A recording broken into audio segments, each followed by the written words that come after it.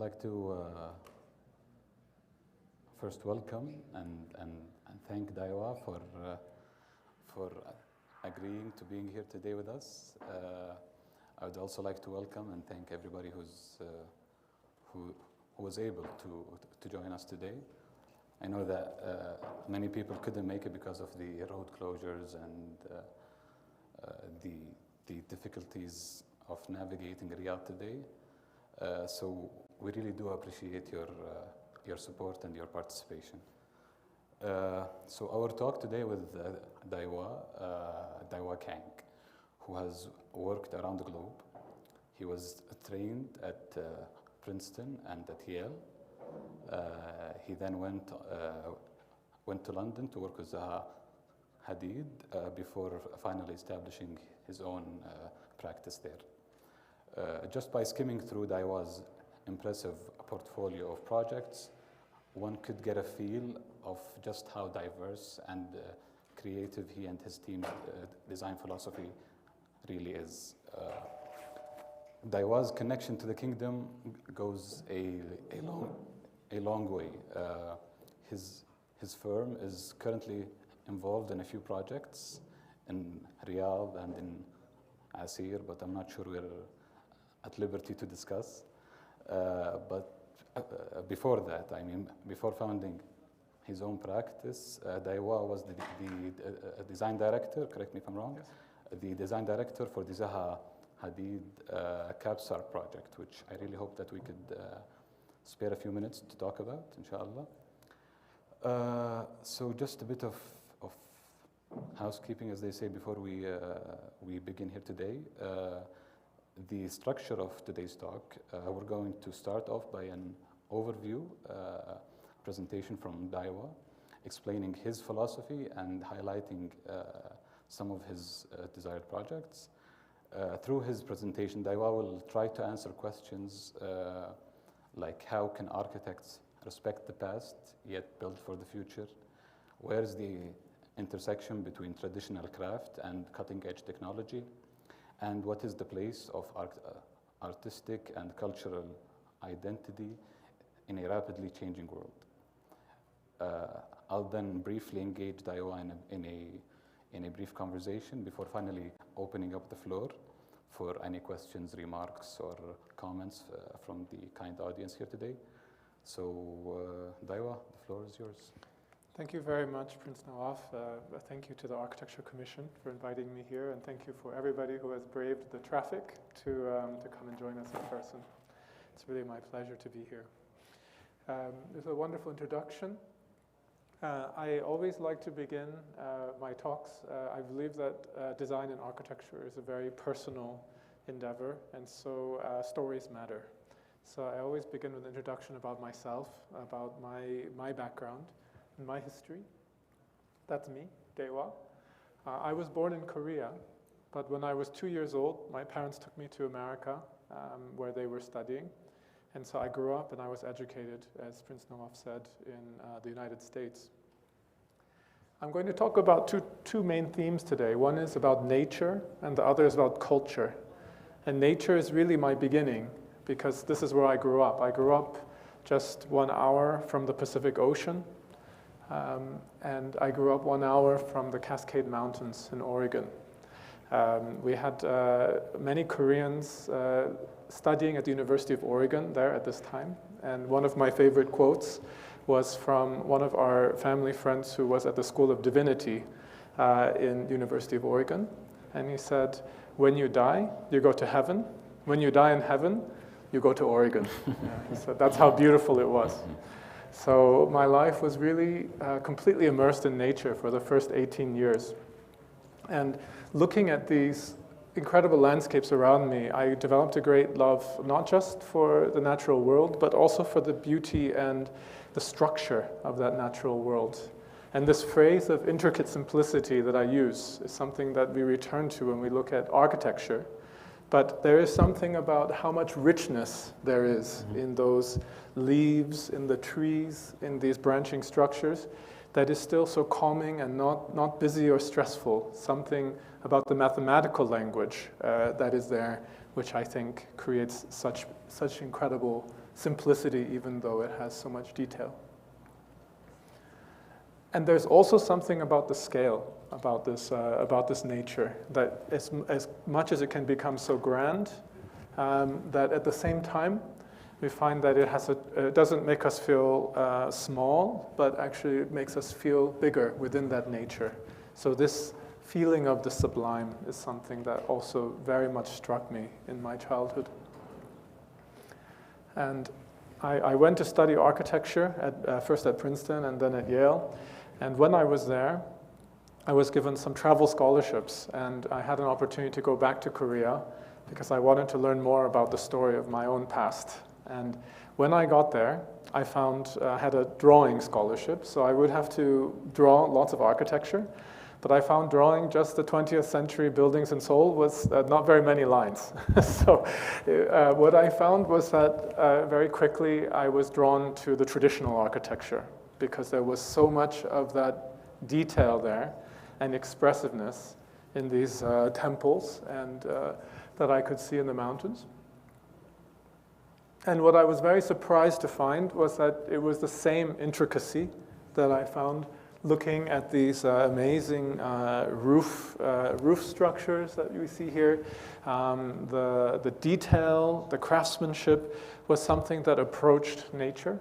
And as I learned from these architects who were explaining to me the history of this traditional architecture, I found it was not just coming from nowhere. The red of the columns echoes the red of the pine trees behind, the green of the roof brackets with the pine needles, and then the stone of the foundation, because it's the stone from the place, it matches the ground. And again, I found the same kind of sublime harmony as well that I found in nature, this tranquil architecture that could really put us at ease.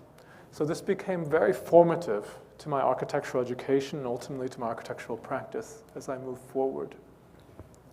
And so this phrase that I use, the power of place, is something where I believe that this inspiration from nature that informed our traditional forms and our heritage, both cultural and human, is something that could create architecture and buildings that are made to last.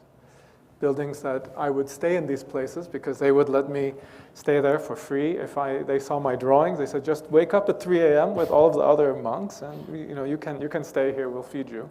So I really experienced these buildings the way they had been used for hundreds of years. And this gave me a different perspective about architecture, that we're not just designing for a very quick developer profit and turnaround and then we're off, but actually we're trying to build something for the next generation and the generation beyond that. Finally, my last teacher at Yale was actually Arab. It was Zaha Hadid. And she immediately snatched me from New Haven to London, and so that was my European adventure.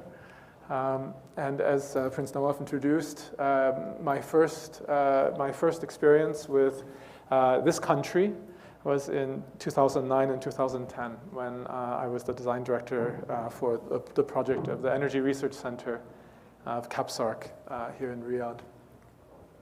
So I will say a few words about that in a moment.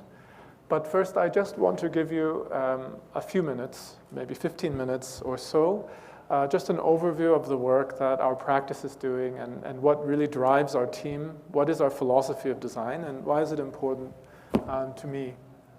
And it's really encapsulated in this phrase, beauty built with wisdom. That beauty is a word we were not allowed to use in architecture school. I don't know if it's the same for you. It took very many years to be happy to actually to feel comfortable to use it, but over time we've discovered that it is one of the things that makes architecture powerful, is the beauty, and it is what lasts. But the wisdom is another story that we'll get to.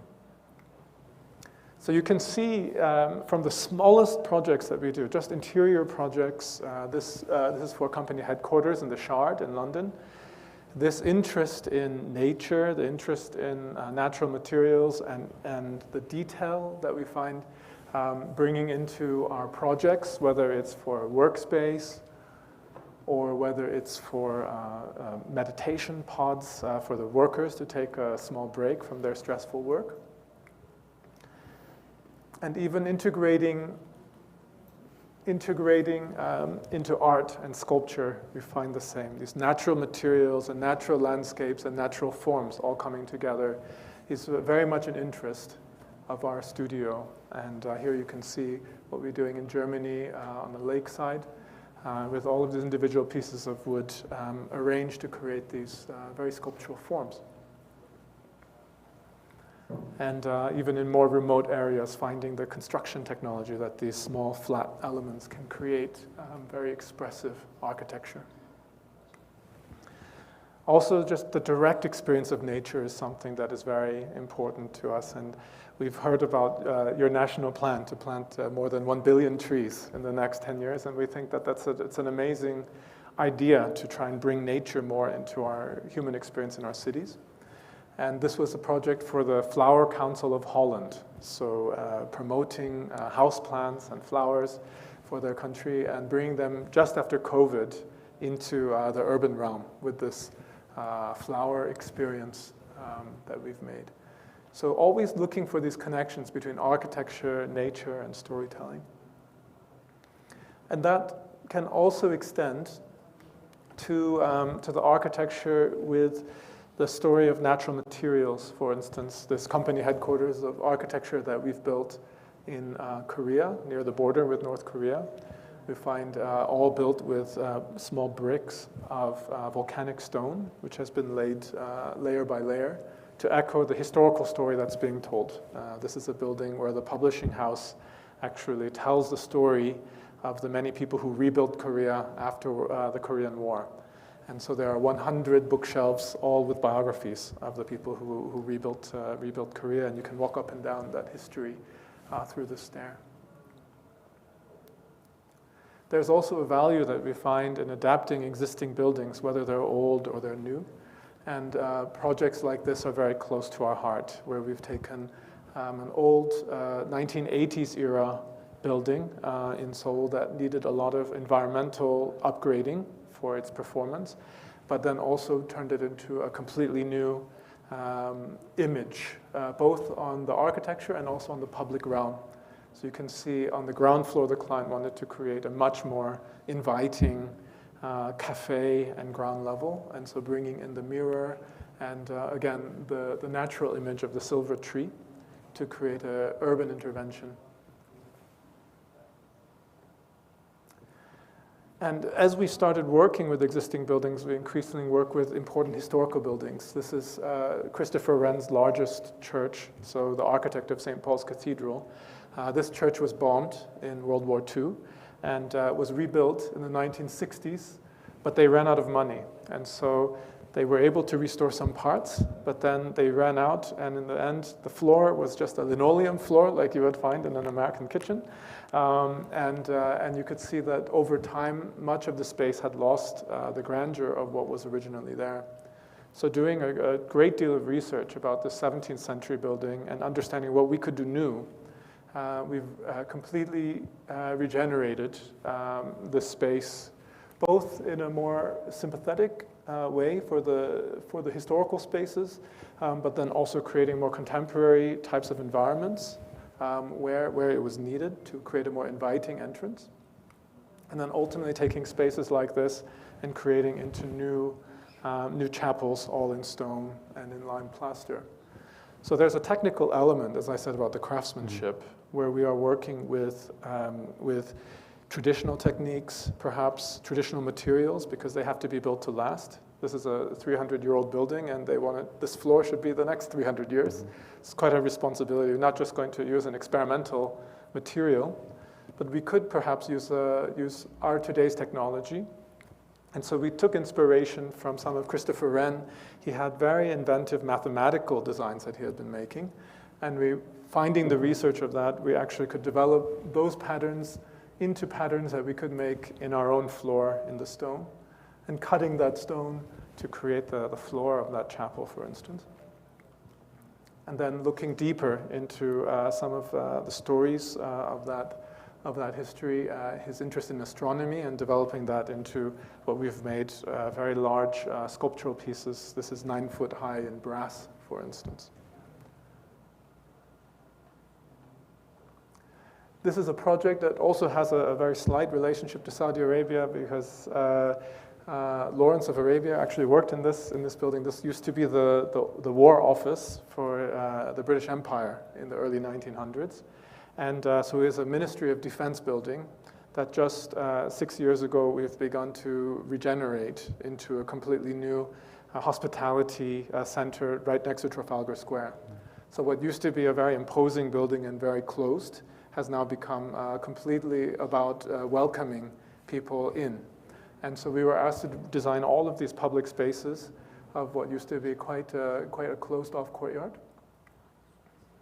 And because of the historical context, it was very important to find the right type of architecture to engage with that. And so to activate it, we've actually created a building that is as much a sculpture as it is a building. And the interior as well, the harshness of the military architecture is offset by the organic quality of the interior. You can see in the original renderings. And then as we see here in the finished, it's just recently finished, so anybody who's coming to London, I encourage you to contact me. We can take you there and have a look. It's a wonderful space, fountain, and then you can see here overall how this contemporary architecture can fit in with the traditional architecture. And one of the aspects of this was to integrate all of the existing paving that we had in that space. That was a traditional courtyard from the 1900s, and to actually use all the individual granite paving in a new pattern that would match both our new fountain and our building, and then also the existing context. So this kind of investment in taking the traditional materials, reusing pieces of history, and not to lose them, but to celebrate them, builds another layer of history for the future. And so here you can see also the craftsmanship being very important. And this is one reason why we love working in historic context, because it's so often that the ancient buildings, they have a high quality. So then it means that the people demand a higher quality from whatever is adding new. And of course, as an architect, that is very important for us. Here you can see those organic quality of the interiors, as I said, developed into the plaster columns and the skylights. And the sculptural quality of the polished stainless steel. And sitting within that context. But of course, it's not only what we need, whether it's in the UK or in Saudi Arabia, is just interiors or buildings, but it's also architecture on a larger scale. And so the work that we do is also in urban design. Here, urban design that we've been doing in East London, actually, to create a new civic center in Barking. Again, inspired by some of the traditional language of architecture, the perpendicular style of English fan vaults that you might see in Cambridge King's College Cathedral, that we have interpreted in a contemporary way for this market hall pavilion, and then that extending in to create new vibrant streets and markets.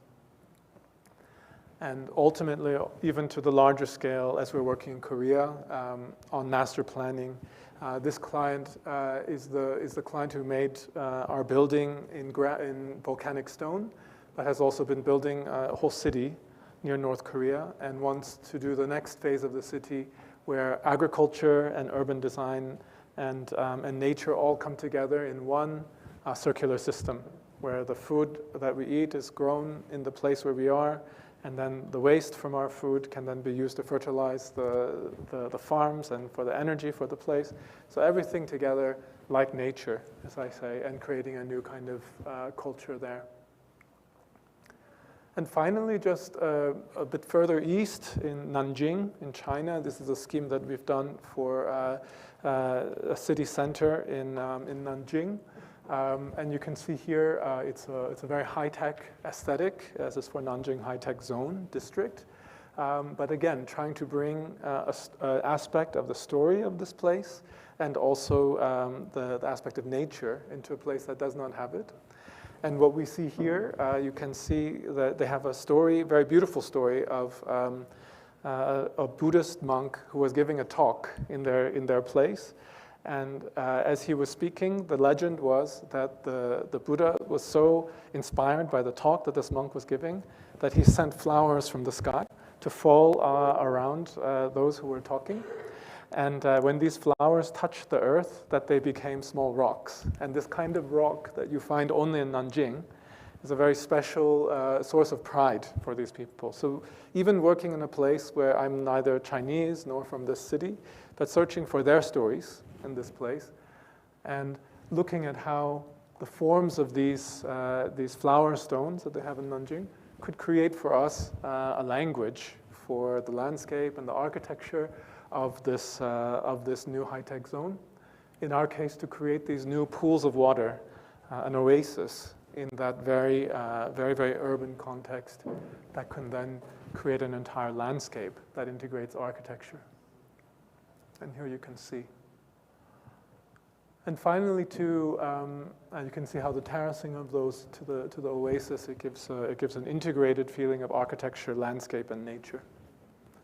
Which brings me to the final project I want to show, which is also the earliest project, which is before I established my studio, the King Abdullah Petroleum Studies and Research Center, this energy research center just on the airport road, which was a project that introduced me to this beautiful country. And this is one of my photos from my first site visit, coming before the bypass was made. And my real desire for this project was to find a language of architecture that could also belong in this environment of the desert environment and would feel like it came from this place. And so studying the climate and the environment here with the sandstorms and the heat in the summer, I felt this is very, very important. That is a protective building that is very, very solid from the outside. But then I had also come in November and December, like now, and I knew actually for half the year, Saudi Arabia is such a beautiful place to be outside.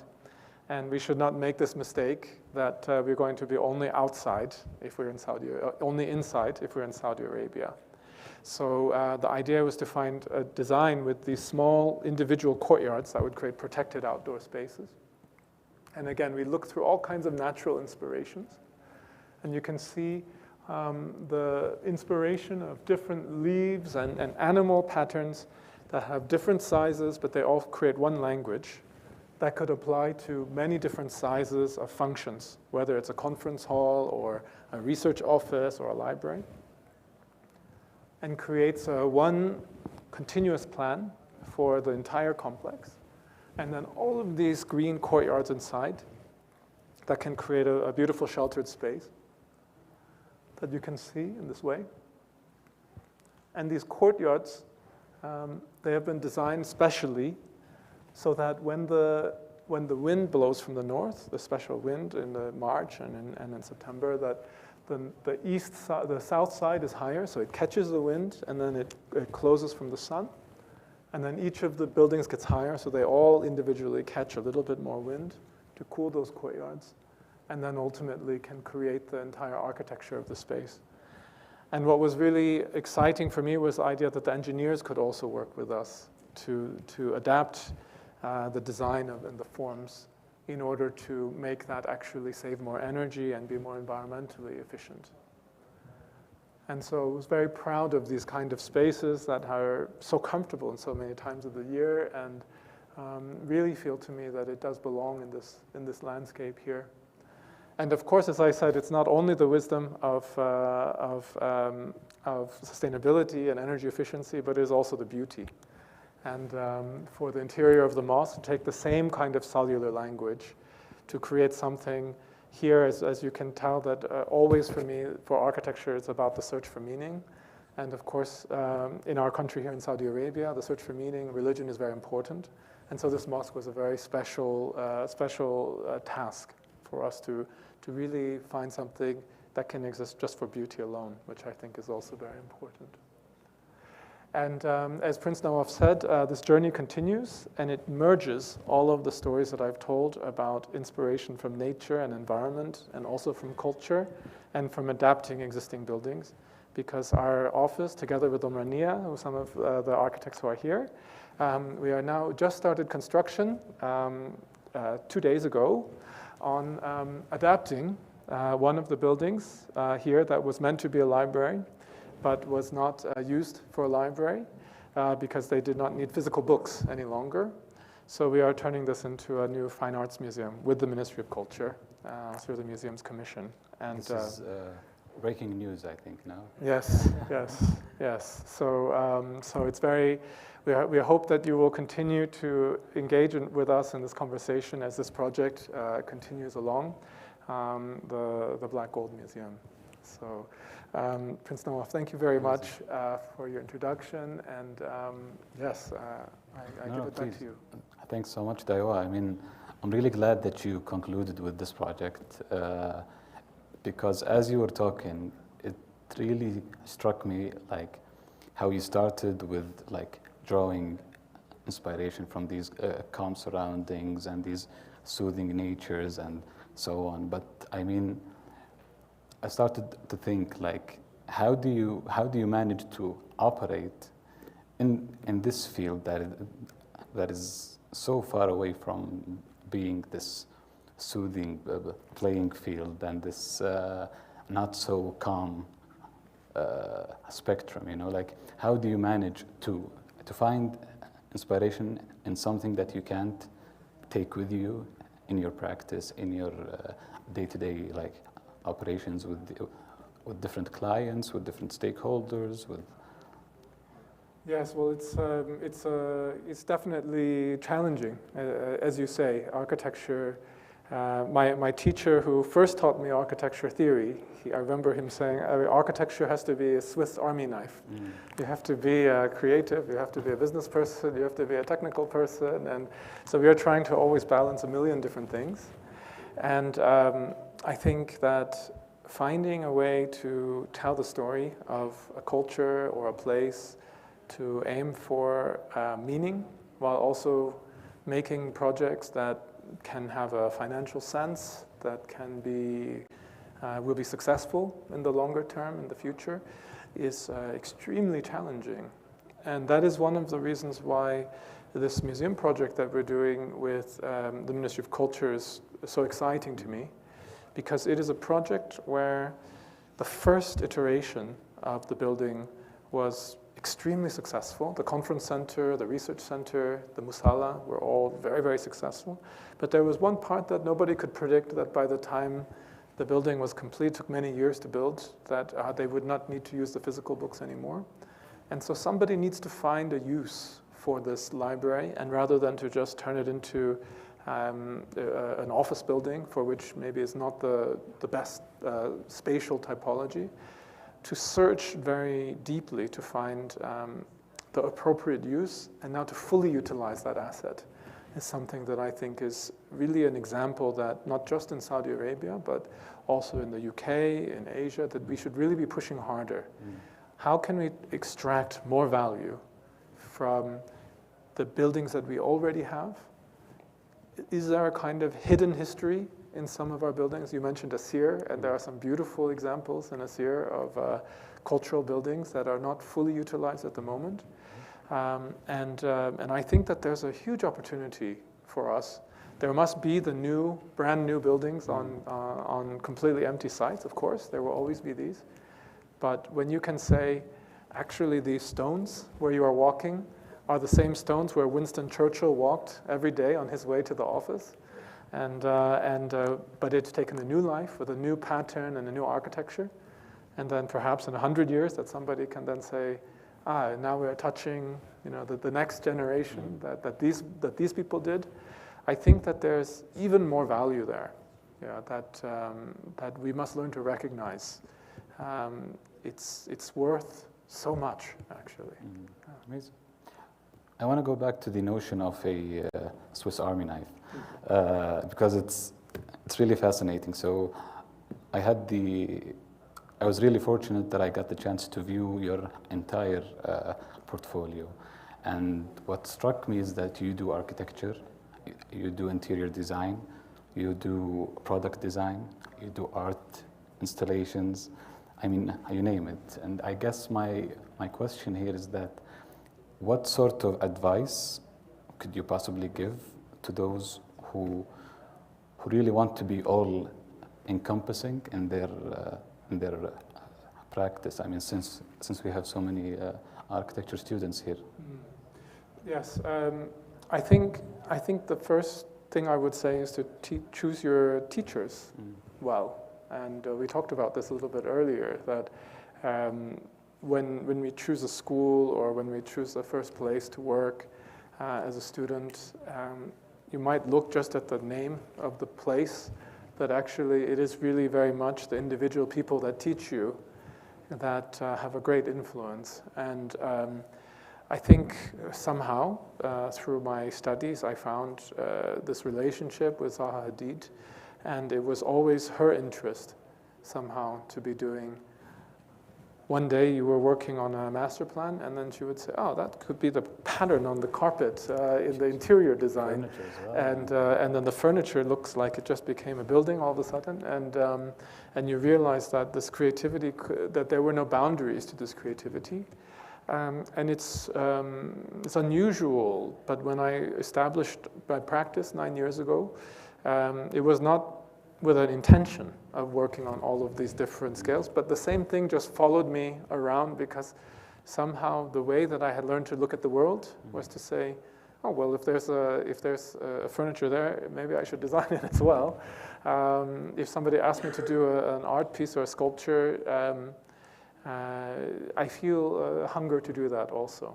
So I think that for the students, this would be my greatest advice, to find a person who really is living the kind of design career and life that you believe you would also like to live. Amazing. No, and like, you really found the balance not only to operate in those margins, but you really excelled in all of them. I guess I wanna go to a point that you really touched upon in your presentation, but I mean the notion of introducing modern architecture into these historical settings. So you worked on both these spectrums. Sometimes they even crisscross, sometimes they intertwine.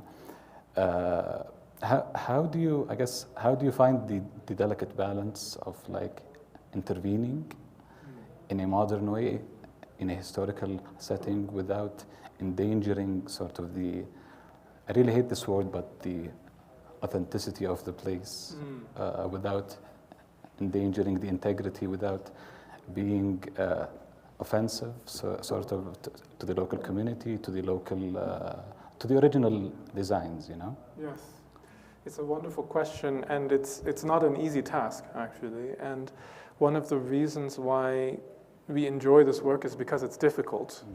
Because our feeling with, especially also for the young students who are coming up now, there are many new technologies that are coming. Everybody is wondering, how is artificial intelligence and machine learning going to affect the architecture profession, and where is the value that the architects add?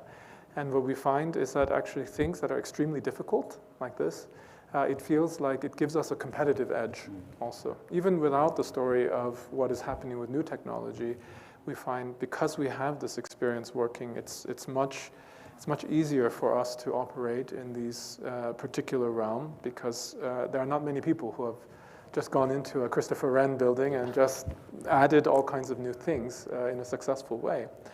And what I find is that the inspiration comes all the way back to the beginning of my childhood with the nature. Because what I found is that in nature there's always something new sprouting up, but somehow when they sprout up, because of the way that nature works, it only allows the things to have the proportion of what really, only when there's enough sunlight will something grow large enough or enough rain, that we find that there's a feeling of belonging of every piece when we look in nature. And I think this is why nature is so important to me in design inspiration, because we look for the same kind of feeling of belonging. And so we really aim to respect and to look very closely at everything that is already there, whether it's adapting a Zaha Hadid building, which is also very challenging, or whether it is adapting an ancient church or a war office. It's always about being able to listen first and then to draw. And I think that this is something that ideally that we can all learn to do as architects. It will make us all better architects. Agreed. I couldn't really agree more. I guess I'd like to open up the floor if any of the audience has any questions, comments, remarks. I mean, I could spend the entire day just grilling you. Please.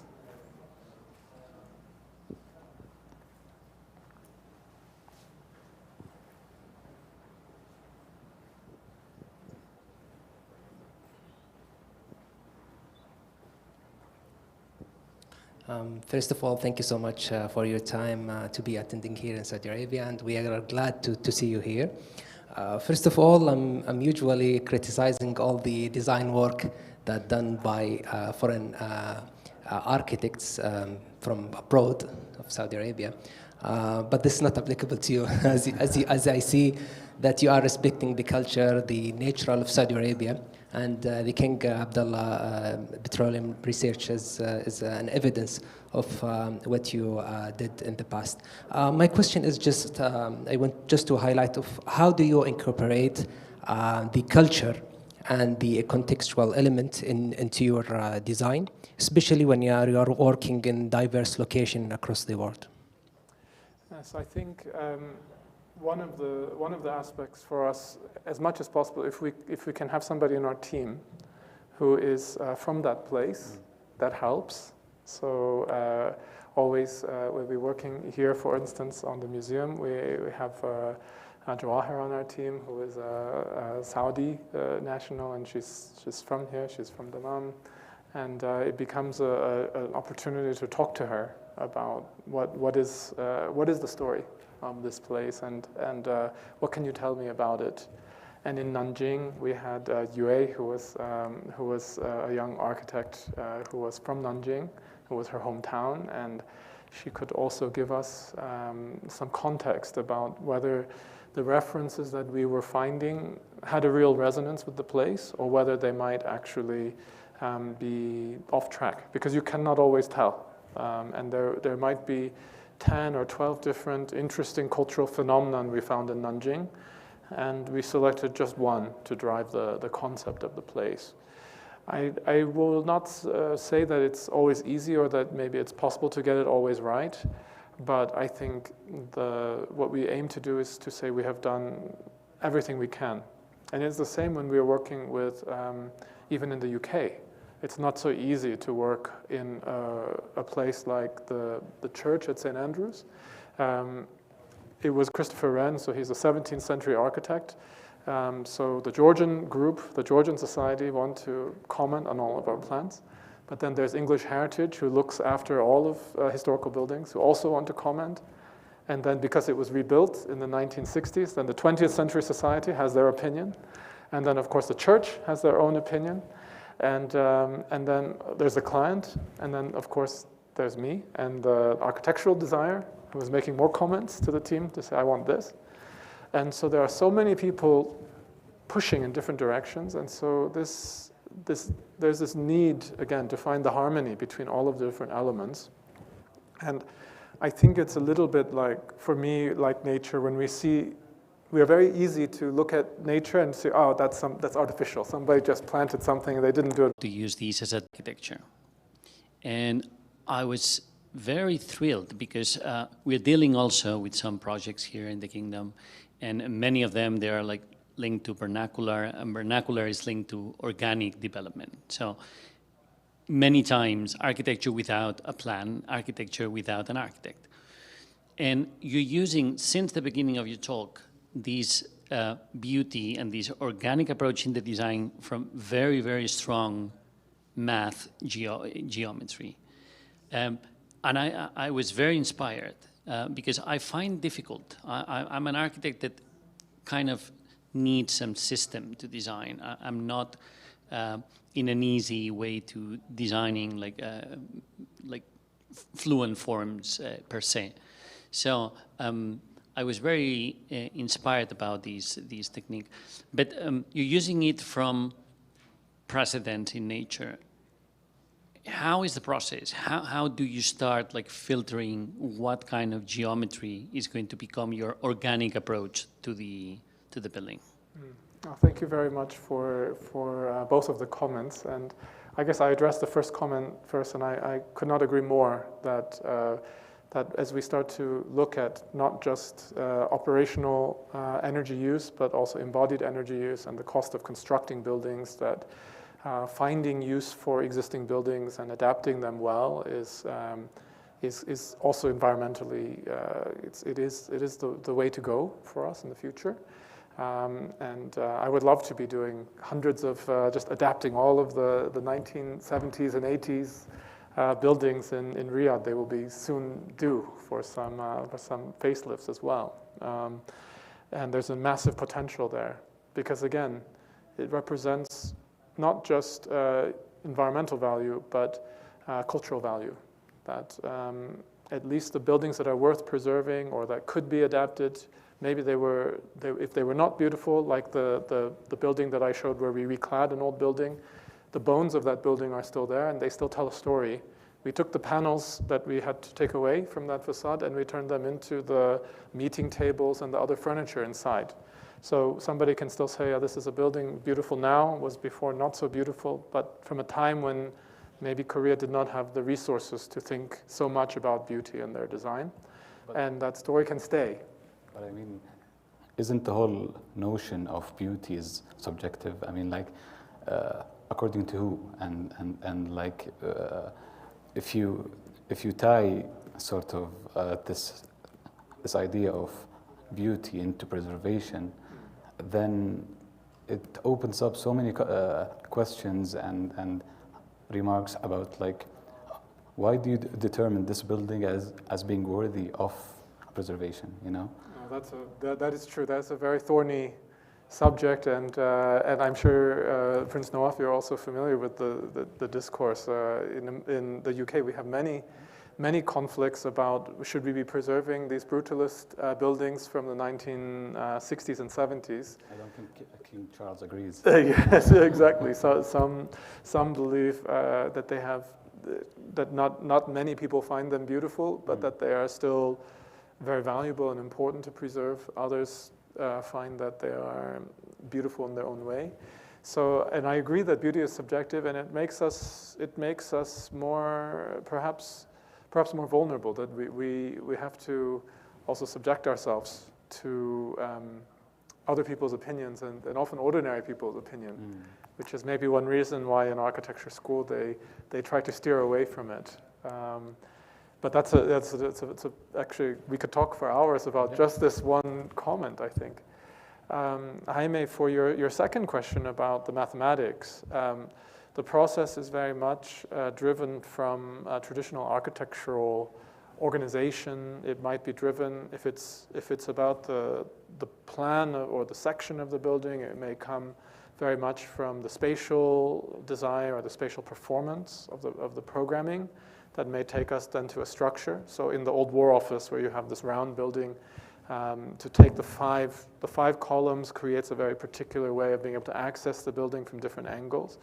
But then at the same time, if it's coming to the facade or the roof of that building, then again, there will be some mathematical control that will allow us to optimize for the different sizes of panels that can be handled by two people who are installing them, or that can be shipped from the manufacturer to this place, or can be easily replaced.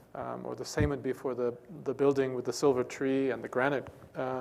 All of the panels are cut in a way that they're all just exactly the size that they can come straight from the quarry without having to buy an extra long size or difficult to attach.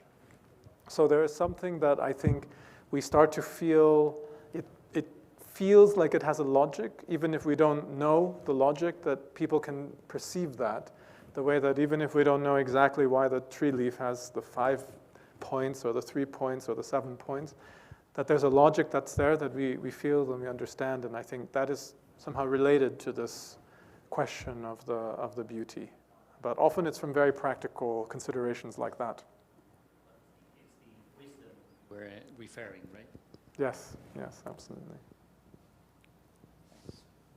Please.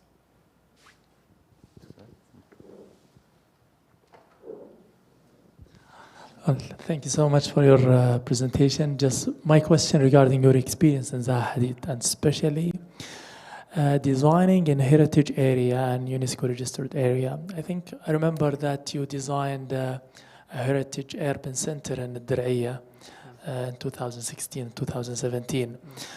These kind of buildings takes you away from your direction, from your language, design language in Zaha Hadid, and de-emphasizing in the language of parametric architecture. When you face this kind of, request from a client, do you avoid sticking to your, let's say, design language, choosing another language that could be incorporated with the urban and environment, as you mentioned already? Yes, I think it's a very good question. It's a challenging question for every architect, because I think my view on that is that our language is, in our studio, is quite adaptable, but you can probably see that there is consistency between all of the projects. And I think if, in general, by now, most of the clients, they come to us because they like the particular type of balance that we strike. So they are looking for something that is not pure conservation only, but that there is a conservation and a regeneration, or there's a completely new architecture aspect. And then, and so if a project might be purely vernacular or purely historical, then I think there will be other architects who will be more experienced and more suited for that. So it is also about the ability to define what are the things that are specific that we can offer. So it's a Swiss Army knife, but it's limited. It's not every single possible style. Thank you. Yes, I have a question. First of all, thank you for your inspiring talk. My question is about the church project. Don't you think the restoration you did to the building made it contemporary and simple to the point that it's lost its historical identification a little bit? It's a fantastic and provocative question, so thank you very much. I think there are aspects. For instance, the chapel that I showed you that was very, very calm with only the stone floor. This was a space where actually there's a history behind why it can be so calm. Because when the church was bombed, the whole interior was destroyed. Only the walls remained.